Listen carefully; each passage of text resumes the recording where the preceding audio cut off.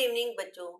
मैं महिमा आज आपके सामने फिर से उपस्थित हुई हूँ और एक नई क्लास लेके एक नया टॉपिक लेके आपके सामने आई हूँ। मैं सोचती हूँ कि बहुत से ऐसे स्टूडेंट्स होते हैं जो न्यू कमर्स होते हैं फॉर संस्कृत के लिए, संस्कृत क्लासेस के लिए या संस्कृत पढ़ने के लिए या लिखने के लिए नए होते हैं। मैं देखती हूँ बहुत तरीके की दिक्कतें आती हैं, जैसे उन्हें संस्कृत पढ़ने में दिक्कत होती है या वो कई ऐसे साइन, ऐसे चिन्ह को नहीं समझ पाते हैं कि चिन्ह को मुझे क्या बोलना है और कैसे प्रोनाउंस करना है, कैसे मुझे इसका उच्चारण करना है। तो मैं आज ये नई क्लास लेकर आई हूँ जो नया ही टॉपिक है। तो आइए चलिए हम शुरू करते हैं इस टॉपिक को, जिसका नाम है नए विद्यार्थियों के लिए, नए संस्कृत विद्यार्थियों विद्यार्थियों के पढ़ते और लिखते समय आने वाली परेशानियां या दिक्कतें। देखो क्या होता है बच्चों, जब हम नए विद्यार्थी, संस्कृत एक आम भाषा तो नहीं है, हम कहेंगे संस्कृत को पढ़ने के लिए हमें बहुत सारे नियम और कानून और यहाँ नए चिन्ह उनको समझना पड़ता है। और जब कोई भी स्टूडेंट या कोई भी कैंडिडेट जब संस्कृत पढ़ना शुरू करता है, तो मुझे पता है कि बहुत से कैंडिडेट्स का हमारे पास कॉल आता है या वो हमसे डिस्कस करते हैं, तो हमें बोलते हैं कि हमें हमें ये नहीं समझ आता कि इसका उच्चारण कैसे किया जाए, हमें इस शब्द का उच्चारण करने में दिक्कत होती है। तो आज मैं उन विद्यार्थियों के लिए, उन नए न्यू कैंडिडेट के लिए ये क्लास बना रही हूँ, ये वीडियो बना रही हूँ, जिसमें जो आम परेशानियां हैं, जो ज्यादातर न्यू कमर्स संस्कृत के स्टूडेंट्स होते हैं, उनको जो आम परेशानियां आती हैं, उन्हीं की परेशानियों के लिए मैं डिस्कस करती हूँ और वो उनकी परेशानियों का समाधान करती हूँ। तो ठीक है, चलते हैं। सबसे पहले पहले जो न्यू कमर्स होते हैं, नए कैंडिडेट संस्कृत सीखते हैं, उनको सबसे पहले एक अहम जो दिक्कत होती है वो ये होती है, मैं नंबर 1 लिखती हूँ। नंबर 1 में उन्हें क्या दिक्कत आती है कि हमारे पास एक अनुस्वार होता है ना, ये अनुस्वार होता है। अनुस्वार को ज्यादातर जो न्यू कमर्स होते हैं वो ये सोचते हैं कि ये न का साइन है, ये न की साउंड है। जैसे जैसे हम कहते हैं, हमारे पास ये साउंड जब आती है, जैसे हमने कोई भी शुभ शब्द बोला, शब्द जैसे संयम, है ना, तो सबको पता है सई ये न की साउंड ले रहा है ना, संयम। सभी जो न्यू कमर्स होते हैं, जिन्हें संस्कृत पहली पहली बार पढ़ी या लिखी होती है, तो वो इस अनुस्वार के लिए वो न की आवाज उठाते हैं, राइट। पर मैं आपको अब इसके बारे में डिस्कस करना चाह रही हूँ, वो क्या है। इसमें एक तो न की आवाज होती है, दूसरी ये न के उच्चारण के लिए एक तो ये जो हिंदी में भी होती है और ये संस्कृत में भी होती है, न उच्चारण के लिए। एक ये अनुस्वार जो होता है, म उच्चारण के लिए भी होता है, म उच्चारण के लिए भी होता है। अब ये जो कॉमन है, ये सामान्य बात है। सामान्य जो हिंदी में भी काम आता है और संस्कृत में भी काम आता है, सामान्य उच्चारण है न। जैसे आपने बोल दिया संयम, सई न की साउंड आ रही है ना, संयम। अब जैसे म का साउंड है, अब हमने बोला ये म जो होता है, ये म इसको सबसे पहले आप ये ध्यान दीजिए, ये म इसमें ये बहुत से बच्चों को, बहुत से कैंडिडेट्स को ये नहीं पता होता है कि जो हलंत होता है, इसे हलंत बोलते हैं। नेक्स्ट या थर्ड नंबर पे मैं ये प्रॉब्लम भी लेके आऊंगी, ये स्वर रहित होता है ना। तो ये इसका मतलब क्या है, ये म अगर हम बात करें, तो ये देखिए, ये जो म है यानी स्वर रहित है, यानी इसमें कोई भी स्वर नहीं है। तो इसको बोलने के लिए हमें म वनम, है ना, हमें क्या बोलना पड़ेगा, वनम।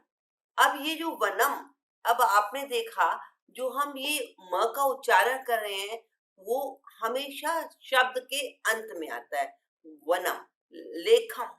ये हम जो अंत वाला होता है उसे म बोलते हैं, म, ये अनुस्वार म के लिए बोलते हैं। अब इस म को अगर ये बोले कि इस म को हम, इसका मतलब है ये म, और ये हम जब इसको अनुस्वार में लगाएंगे तो अनुस्वार वो म में जाएगा, वनम। इसको बोलेंगे वनन, वनन नहीं बोला जाएगा, वनम, क्योंकि शब्द के अंत में ये म जो होता है ये जो अनुस्वार होता है, संस्कृत में ये जो अनुस्वार होता है, ये म के लिए प्रयोग किया जाता है। तो ये वनम है, ये बहुत से न्यू कैंडिडेट्स नहीं समझ पाते हैं, वो ये समझते हैं कि ये न की ही साउंड है, न ये न का ही उच्चारण होगा, ऐसा नहीं है। संस्कृत में शब्द के अंत में आने वाला अनुस्वार जो होता है वो म साउंड को बनाता है, म साउंड के लिए आता है, राइट? बहुत से जो कैंडिडेट्स होते हैं, जो गीता सीख रहे होते हैं, जो गीता में उच्चारण आता है, उस उच्चारण में उनको अ, नहीं समझ आ पाता, वो ये समझते हैं कि केवल ये न की साउंड है, न की नहीं है। संस्कृत में ये म की साउंड भी बनती है और म के लिए वनम, और इसको ऐसे लिखा होता है, राइट? आगे और इसको मैं नंबर 3 या 4 पे और आपको डिस्कस करूँगी, ऐसा वनम कहाँ बनता है और ऐसा वनम कहाँ पे बनाया जाता है, कहाँ पे लिखा जाता है, राइट? अब इसी का एक पार्ट और है, जो जो एक पॉइंट और है, ये फर्स्ट पॉइंट का ये हो गया। चलिए मैं सेकंड में ही लिखती हूँ ताकि आप नंबर वाइज बात को समझ सके हैं। और सेकंड नंबर में मैं आपको समझाना चाहती हूँ, ये देखिए, एक होता है ये चांद बिंदी और एक होता है ये अनुस्वार।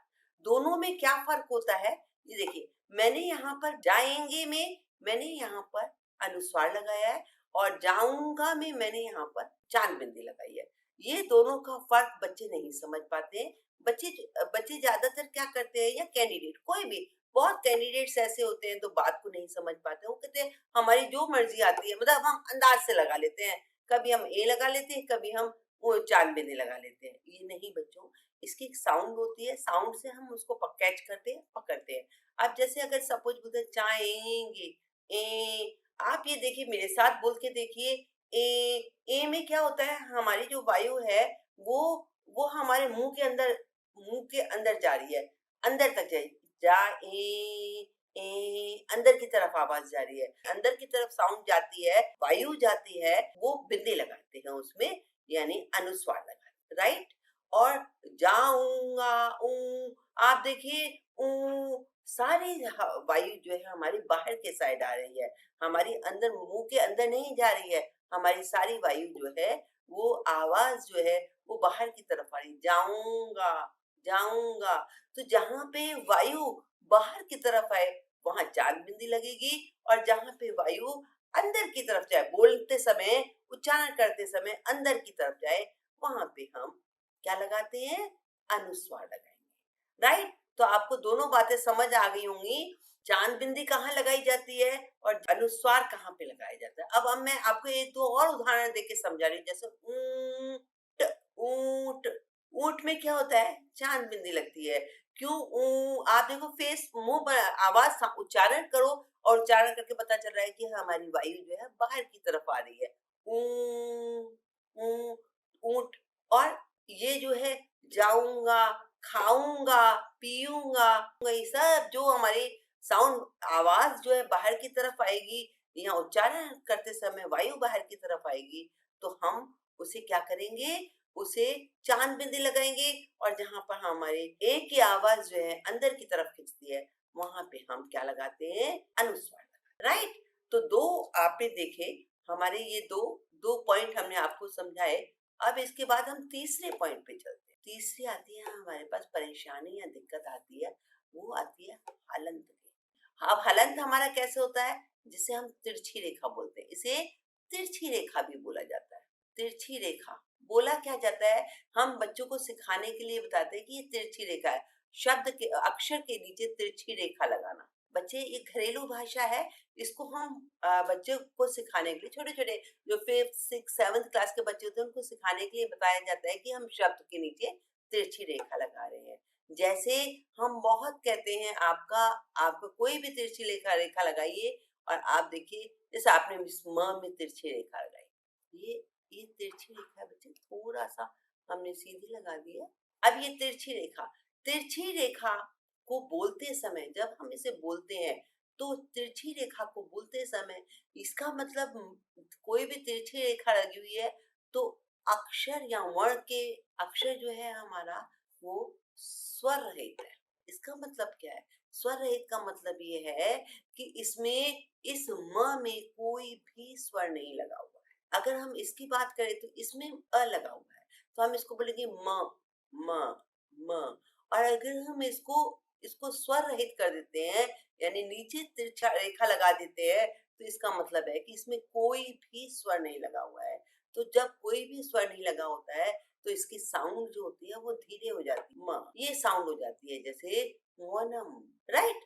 ये इसकी प्रॉब्लम बच्चों के सामने आती है और ये कई कैंडिडेट्स नहीं समझ पाते। हलन जिसको ऐसे लिखा जाता है, इसे तिरछी रेखा भी कहा जाता है। बच्चों को समझाने के लिए हम इसे तिरछी रेखा बोलते हैं। और ये म जो जो भी तिरछी रेखा होती है वो स्वर रहित, ठीक है। जैसे हम बोले उद्यानम, उद्यानम, बगीचा, है ना। और ये उद्यानम, ये जो म है वो स्वर रहित है। आपने बहुत बार देखा होगा, बीच में भी हम कभी कभी हमारी तिरछी रेखा लगी होती है, जैसे हम बोलते हैं जेहेवा। जैसे आपने देखा, हमने बोला यहाँ पे वाह, ये इसका मतलब क्या है, नीचे हमारी तिरछी रेखा है, तो ये जो ह है वो स्वर रहित है ना। ये स्वर रहित है, इसको हम स्वर रहित दिखाने के लिए, स्वर रहित शो करने के लिए हम ये तिरछी रेखा लगाते हैं या हलंत लगाते हैं, या फिर हम इसको इस तरह से भी लिखते हैं, जे आधा हो गया और वाह यहाँ पे लगा दिया, जे वाह, ठीक है। तो ये एक ही बात है, यानी नीचे हमने वह लगा दिया, ह आधा है और ये वह है, और इसमें आ की मात्रा है, जे वाह, राइट। तो ये तीसरी प्रॉब्लम हमारे सामने आती है, ओके। चौथी दिक्कत, जब नए बच्चे स्टूडेंट सीखते हैं संस्कृत, चौथी प्रॉब्लम हमारे सामने या दिक्कत हमारे सामने आती है, ये जो विसर्ग है उसको नहीं समझ पाते हैं। विसर्ग, विसर्ग क्या है, ये देखिए। विसर्ग का, जहां आपने बहुत बार देखा होगा, बालकः, बालकः, सिंहम, इस तरह से लिखा होता है। और अर्ध, कोई भी सिंह, कुछ भी ले लीजिए, है ना, कृष्ण, हाँ, कुछ भी ले लीजिए, ऐसे इस तरह के विसर्ग पीछे लगे होते हैं, ये होते हैं विसर्ग। अब जब इसको बोला जाता है, इसका उच्चारण किया जाता है, तो हमारे पास विसर्ग में क्या होता है, हमारे पास ह की आवाज निकालते हैं। जैसे यहाँ मैं लिख देती हूँ, यहाँ से थोड़ा सा मैं इसको यहाँ से रब करके इसके सामने लिख देती हूँ, यहाँ पर जो होता है हमारा ह का उच्चारण निकलता है। ये विसर्ग, जहाँ पे विसर्ग होते हैं वहाँ ह की आवाज निकालते हैं, ह की आवाज निकाली जाती है, आवाज होती है ये साउंड। जैसे हम बोलते हैं सिंह, अगर यहाँ पे विसर्ग नहीं होते तो बोलते सिंह, कृष्ण, बालका। अगर देखो ये हम बोलते हैं बालक, राइट, बालक। जब हम इसके आगे विसर्ग लगा देते हैं तो बालकः, इसके कह, कह, ये हमने क्या किया, हमारी देखिए यहाँ पे साउंड किसकी आ रही है, की, बालक। और जब विसर्ग लगे तो बालकः, राइट। तो इस तरह से ये जो विसर्ग होते हैं, ये जो दो बिंदु होते हैं, इसे विसर्ग कहा जाता है।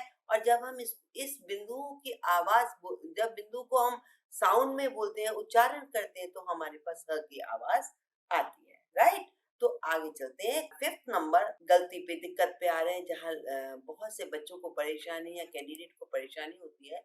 वो फिफ्थ नंबर है हमारे पास, जो मैंने ऊपर आपको समझाया था। मैंने कहा था मैं आपको ये पीछे, ये ऐसे वनम और वनम ये कहा था, ये इसी साउंड, इसी को मैं फिर से ले रही हूँ। देखिए, कभी कभी आपको वाक्यों में, संस्कृत लेख में या संस्कृत सेंटेंसेस में आपको मिलेगा वनम। इन दोनों में क्या फर्क है, इन दोनों में कोई फर्क नहीं, एक ही बात, एक ही चीज कही गई है, पर कहाँ इसे प्रयोग किया जाता है और कहाँ इसे प्रयोग किया जाता है, ये समझना भी आपके लिए बहुत जरूरी है। क्यों? क्योंकि अगर आपको पता है कि ये कहाँ प्रयोग होता है, ऐसा वनम कहाँ पे प्रयोग होता है, तो हम लिखने में गलती नहीं करेंगे। हम ऐसी जगह जहाँ हमें ये लिखना होगा, अनुस्वार लगाना होगा, वहां पे हम अनुस्वार लगाएंगे, और जहाँ पे हमें वनम म बनाना होगा, वहां पे हम म बनाएंगे। देखिए, कोई भी वनम, जब इस वनम के पीछे अगर स्वर होता है, वनम के बाद अगर कोई स्वर होता है, स्वर वाला अक्षर होता है, जैसे आ गच्छतः, वन से, सॉरी, वनम आगच्छतः, वन को वन से आ गए, या स रामः वनम प्रत्यागच्छत या आगच्छत, हम यहाँ पे आपको वनम आगच्छत, रामम वनम, हम ये मैं वो आगे सेंटेंस तब बताऊंगी जब मैं वो टॉपिक आपको कराऊंगी। फिलहाल हम कौन सी बात कर रहे हैं, इस म और इस म में फर्क है। देखिए, जब आपने देखा इस शब्द के बाद हमारे पास ये स्वर आया और स्वर आने के कारण हमने म बनाया, वनम आगच्छत्, है ना? आपके पास क्या है, ये स्वर है, पीछे स्वर है, तो म तभी लगाया जाता है जब उसके बाद वाला अक्षर कोई स्वर हो, राइट? अब देखिए ये स्वर है, तो आ है, इसलिए हमने यहाँ पे वनम लगाया। और अब मैं इसी सेंटेंस को देखिए, वनम गच्छ, वन जाओ, है ना? तो वनम गच्छ। अब ये देखिए यहाँ पे इस म के पीछे स्वर नहीं है, तो इसलिए हमारा जो ये म है वो अनुस्वार की तरह बनेगा। तो यहाँ पे जहां पर अब अनुस्वार तभी लगाया जाता है जब उसके पीछे कोई स्वर नहीं होता है, कोई स्वर नहीं होता है, राइट? समझ आ गया? जब इस म के पीछे कोई स्वर होता है तो हम ऐसा म बनाते हैं, और जब इस म के पीछे कोई स्वर नहीं होता है, अर्थात व्यंजन होता है, अर्थात कोई व्यंजन होता है ना? तो हम क्या लगाते हैं, तब हम अनुस्वार लगाते हैं। तो जभी भी आप लिखें, संस्कृत लिखें, तो आप ये देखिए, अगर पीछे कोई स्वर आ रहा है तो हमें ऐसा म बनाना है, और पीछे अगर कोई स्वर नहीं आ रहा है, व्यंजन आ रहा है, तो हमें ये अनुस्वार की तरह से म बनाना है, राइट? बात दोनों की एक है, बात सेम है, लेकिन ये म और इस म में फर्क है। ओके, तो हम और आगे चलते हैं, और आगे ये भी परेशानी आती है कि कहा जाता है, पूछा जाता है मुझसे कि कहीं तो वनम में म आ जाता है, कहीं वनम में अनुस्वार लग जाता है, ये क्या है?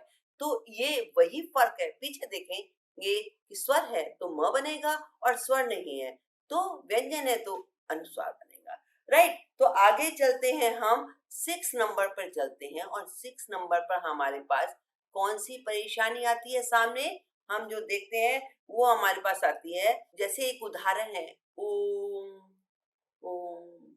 बच्चे और कैंडिडेट इस भाषा को नहीं समझ पाते हैं, ये क्या भाषा है, इसको कैसे उच्चारण करना है?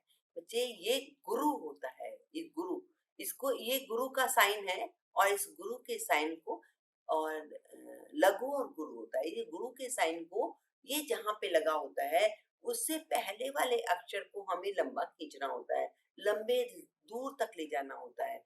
जैसे, हाँ, आपने बहुत ओम का जाप किया होगा, और ज्यादातर आप देखते होंगे कि जब हम ओम का जाप करते हैं तो हम इसको ओम नहीं बोलते, हम इसको, इससे, ये गुरु से पहले वाले जो अवग्रह, इसको अवग्रह भी कहते हैं, लेकिन ये यहाँ पे गुरु के रूप में आया है। ये अवग्रह से या गुरु से पहले वाले अक्षर को हमें लंबी आवाज में खींचना होता है, लंबी दूर तक ले जाना होता है। तो ओम, तो हम इसको ओम नहीं कहते हैं। अगर हमें ओम, साधारण ओम बोलना होता है, हम ऐसे लिखते हैं, ओम, ठीक है? इसका मतलब ये होता है कि हमें लंबी आवाज में खींचना है। अगर कोई आप संस्कृत का लेख पढ़ रहे हैं और वहां पर ओम, ओम आया है, तो आपको यहाँ पे ओम बोलना होगा। और अगर आपके पास बिना अवग्रह का या बिना गुरु के आया है, तो आप इसे बोलोगे ओम, राइट? एक परेशानी हमारे पास ये आती है। तो ये पहले वाला मैं यहाँ लिख भी देती हूँ, इस चिन्ह से पहले पहले वाले अक्षर को, पहले वाले वर्ण को लंबी आवाज में, लंबे उच्चारण किया जाता है, लंबी आवाज में, है ना? लंबी आवाज में या लंबे उच्चारण में उच्चारित किया जाता है, में बोला जाता है, ठीक है? ये मैंने लिख दिया आपका, यहाँ पे बोला जाता है, और इस ओम में तो साधारण है जैसे ओम है। ओके, तो नेक्स्ट हमारे पास जो आता है, अब इसके बाद कुछ कुछ शब्द, अक्षर होते हैं, व्यंजन वाले अक्षर, जिसमें कंफ्यूजन आता है बहुत से कैंडिडेट्स को। अब अगर हम बात करें वर्णों में कंफ्यूजन, वर्णों में आने वाली परेशानियां, जो छोटे बच्चे हैं वो प्रॉपर तरीके से, उचित तरीके से पढ़ते नहीं है, और उन्हें बिल्कुल रूट तक नहीं ले जाया जाता है, तो क्या होता है, उनको समझ नहीं आता है, दो अक्षरों के, दो व्यंजनों में फर्क नहीं समझ पाते हैं, और उन्हें समझ नहीं आता कि इन दोनों की साउंड क्या होगी। जैसे नंबर 1 है, नंबर 1 ध, ये पहले लिखती हूँ मैं घ, एक ये होता है और एक होता है हमारे पास ध, इन दोनों में फ़र्क नहीं समझ पाते हैं बच्चे और दोनों में से कुछ भी नहीं समझ आता, कभी कुछ बोल लेते हैं, कभी कुछ बोल लेते हैं। बहुत से बच्चों को ये परेशानी रहती है बच्चे, जो इसको बोलते हैं ये होता है, तो ये पेट चीरा नहीं होता, ऊपर की लाइन जो होती है वो बोलते हैं पेट चीरा हुआ नहीं है, इसमें बोलते हैं पेट चीरा हुआ होता है, पेट चीरा हुआ होता है यानी ये घरेलू भाषा है। जिसका पेट चीरा नहीं होता है वो होता है घड़ी, है ना? जैसे इसका उदाहरण होता है घड़ी, है ना? ये जिसका पेट चीरा नहीं होता है उसे बोलते हैं घ और ये जो दूसरा होता है जिसका पेट चीरा हुआ होता है उसे बोलते हैं धनुष, है ना? धनुष। तो ये फ़र्क दोनों में अच्छी तरह से प्रॉपर तरीके से समझना चाहिए। ये घड़ी, ध धनुष जब ये आप बोले तो ये घ की साउंड निकलेगी, घ की आवाज़ निकलेगी। और जब आप इसको ये होगा पेट चिड़ा हुआ होगा तो ये आपकी आवाज़ ध की निकलेगी, द धनुष, राइट? एक हमारे पास आता है साउंड में जो जहाँ प्रॉब्लम करते हैं बच्चे, वो होता है एक ड और एक होता है ढ। है ना? दोनों में ही नहीं पहचान पाते कि ड ड ड डमरू, डमरू, है ना? डमरू और ढ ढक्कन। तो दोनों में पहचानना बहुत जरूरी है। बच्चे जब संस्कृत पढ़ते हैं या संस्कृत लिखते हैं तो लिखते समय यहाँ पर बहुत गलती करते हैं जहाँ उन्हें समझ नहीं आता है। आजकल तो बहुत सी परेशानियां, बहुत सी दिक्कतें इतनी आसान वाली होती हैं जिसको ऐसा लगता है कि ये तो बच्चों के फर्स्ट और सेकंड बच्चों के क्लास जब पढ़ते हैं बच्चे फर्स्ट और सेकंड में तब के हैं। ऊ और ओ की साउंड में नहीं फर्क उन्हें नजर आता। ऊ और ओ उन्हें नहीं समझ आता। ऊ के जो चिन्ह है वो ये चिन्ह है और ओ का जो चिन्ह है वो ये चिन्ह है। अब इन दोनों में ऊ बहुत से बच्चों को मैंने देखा है, ऊ हमेशा ये मात्रा लगाते हैं और ओ में हमेशा ये मात्रा लगाते हैं। बहुत ध्यान से देखिए, ये नीचे जैसे जैसे हम बोले कु कु और ये होगा को, ये क्या होगा को। तो ये दो ओ उ। अब देखो मैं आपको एक इनकी भी बहुत से बच्चों को मैं सिखाती हूँ और मैं यहाँ पर भी आपको सिखाने की कोशिश करती हूँ। आपके पास ये देखिए, अब इस ये क है, क में ऊ की मात्रा लगानी है। आप इसे बोलिए, आपने देखा कू, आप जो वायु ले रहे हैं कू, आपने देखा जो मुंह के अंदर वायु जा रही है यानी नीचे जा रही है, अक्षर के नीचे कू यानी हमारी अक्षर के नीचे की तरफ मात्रा। और आप जब इसको बोलते हैं को, तो को में हम देख रहे हैं हमारी आवाज बाहर जा रही है यानी को, ऊंचाई ऊंचाई को जा रही है तो को, तो हम ये घरेलू भाषाएं हैं, ये हमारी सोची हुई भाषाएं हैं। इसलिए किसी भी बच्चों को सिखाने के लिए या किसी भी कैंडिडेट को सिखाने के लिए मैं ऊ मतलब हमारे अंदर जा रहा है तो वर्ण के नीचे आएगा। को आवाज बाहर ऊपर की तरफ जा रही है तो चिन्ह भी ऊपर की तरफ जाएगा। ये घरेलू भाषाएं हैं बच्चों, मैं जो सिखाती हूँ वो मैंने आपको यहाँ पर भी बता दिया है। बहुत कैंडिडेट्स होते हैं जो इन मात्राओं को समझते हैं और बहुत से कैंडिडेट यहाँ पे भी कंफ्यूजन रखते हैं, अपने हाथ में रखते हैं, पूछते हैं कि अब इसके बाद क्या होगा और ये कौन सा चिन्ह लगेगा, यहाँ पे कौन सी मात्रा लगेगी। इन मात्राओं का उन्हें ज्ञान नहीं होता है। और अब एक थर्ड नंबर पे जो चेंज आता है, एक होता है जहाज और एक होता है झंडा। बहुत से 8th 9th के बच्चे इस प्रॉब्लम को नहीं समझ पाते। जहाज, झंडा, ज जहा ज और झ में नहीं समझ पाते हैं। तो ज और झ, अब देखिए इसमें भी फर्क होता है। ज अंदर की झ, आप देखिए साउंड आवाज जो है बाहर की तरफ गई, ज अंदर की तरफ साउंड गई, ज पेट में अंदर जा रही है वायु, ज और झ। वायु जो आ रही है मुंह से बाहर की तरफ आ रही है, जो मुंह से बाहर की तरफ आती है वो झ। आप ज में मुंह से बाहर वायु नहीं निकाल सकते हैं, करके देख लीजिए।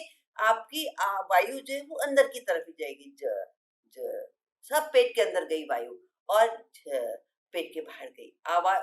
झ झंडा, है ना? तो ये जैसे होता है जहाज और ये जैसे झंडा। क्लियर?